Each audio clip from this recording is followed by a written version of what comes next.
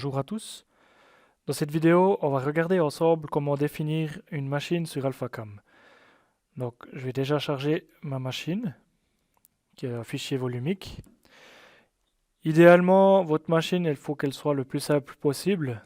Donc, par exemple, vous pouvez utiliser Designer pour simplifier les solides et puis avoir vraiment le minimum de solides à disposition.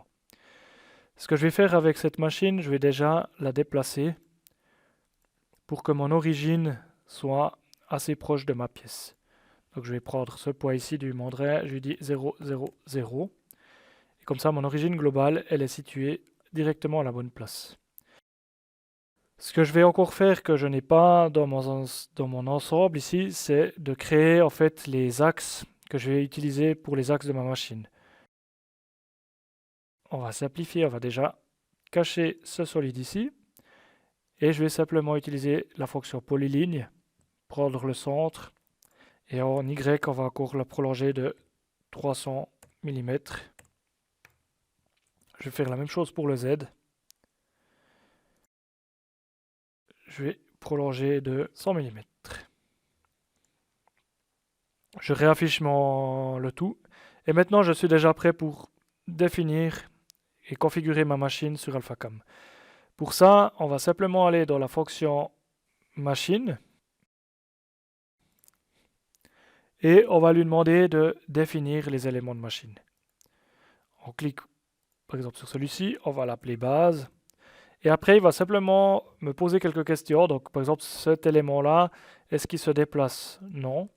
Ou alors, est-ce qu'il se déplacerait avec l'outil ou la pièce? Si je lui dis aucun, ben, j'ai aucun mouvement d'axe et aucune rotation possible.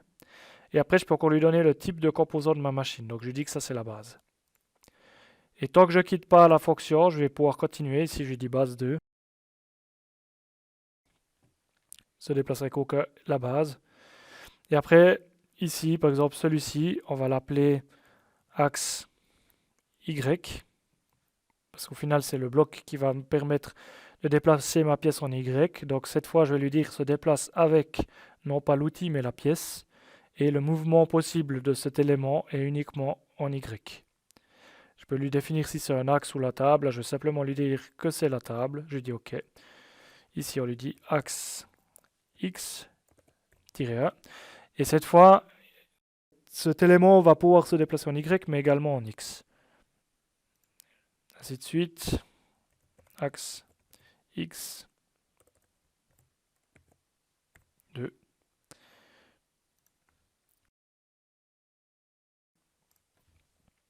On va dire que c'est le diviseur. Celui-ci ici, on va l'appeler axe B. Ou axe A, c'est égal, ça dépend de la machine. C'est vraiment le nom, c'est vraiment pour que vous puissiez représenter et retrouver plus facilement les éléments lorsque vous devez les éditer. Ici, ben, cet élément, il a une rotation possible autour de l'axe Y. Donc je dis Y. Et le dernier élément, on va dire axe C.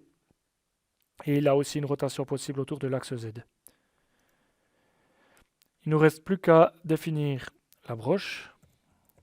Puis la broche, elle, ce n'est pas la pièce qui va être déplacée, mais c'est l'outil.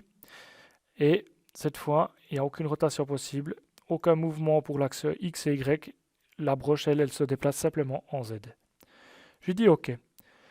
À ce stade-là, on est déjà quasi bon avec notre machine. Donc, quand on a vraiment les éléments qui sont préparés à l'avance, ça va relativement vite pour définir une nouvelle machine sur AlphaCam.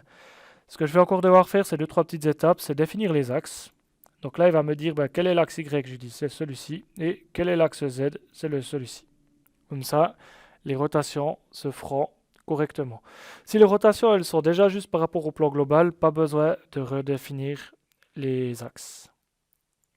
Et maintenant, fixer le point de changement d'outil, la position de changement d'outil, je vais simplement lui donner le nez broche.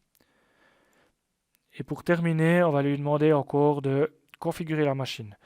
Donc, indépendamment des solides qu'on a chargés sur AlphaCam, on va aussi pouvoir définir la machine directement avec cette fenêtre. Donc, même sans solide, vous pourriez lui demander de faire les mouvements corrects par rapport à votre machine. Les mouvements, donc, en X, c'est la pièce. En Y, c'est la pièce. Et l'outil en Z, ça c'est tout bon. La rotation autour de X, il n'y en a aucune. La rotation autour de Y, c'est la pièce. La rotation autour de Z, c'est la pièce. Je dis OK. Ma machine à ce stade, elle est terminée. Je vais simplement pouvoir l'enregistrer pour la réutiliser par la suite. Donc on va l'appeler machine Z-axe. Quand on veut l'utiliser, je vais prendre un projet existant.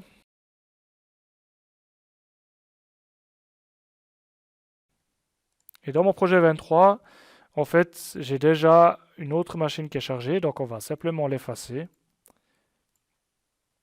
Ici, dans mon projet, si j'affiche mon brut, j'ai aucun élément de serrage. Dans insérer pièce, on va venir chercher une pièce qu'on va demander d'ajouter. C'est très simple, mais comme ça nous permet de venir ajouter ça. Et maintenant, on charge la machine. Donc ouvrir machine, machine 5 axes, et notre machine est directement chargée. Il y a encore une étape qui ne se fait pas automatiquement, c'est la position de la pièce et du serrage par rapport à la machine. Donc là, on va simplement lui demander de déplacer la pièce. Et je lui dis, voilà, je la déplace de 52 mm. Cette fois, on est déjà tout bon. Et si je lance ma simulation, j'ai directement la simulation qui se fera par rapport à ma machine. Je vais aller un peu plus vite, même à fond. Y aller opération par opération, comme ça celle-là je la laisse terminer.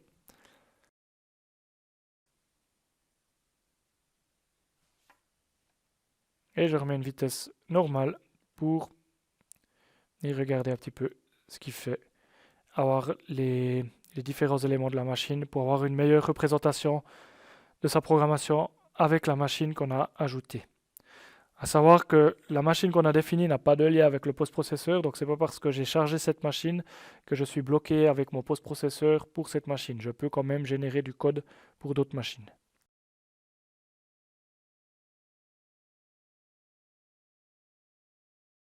Si vous avez des questions, n'hésitez pas. Vous pouvez faire appel au support. On vous répondra très volontiers pour vous aider à paramétrer vos machines. Merci pour votre écoute et à bientôt.